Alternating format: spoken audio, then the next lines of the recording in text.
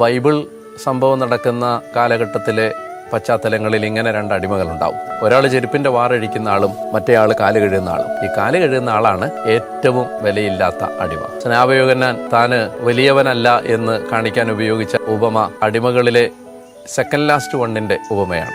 ചെരുപ്പിന്റെ വാറഴിക്കാൻ പോലും യോഗ്യനല്ല എന്ന്. ക്രിസ്തു തന്നെ കൊണ്ടു നിർത്തുന്നത് ഈ അവസാനത്തെ അടിമയുടെ സ്ഥാനത്താണ്. കാല് കഴുകുന്ന ആ അടിമ.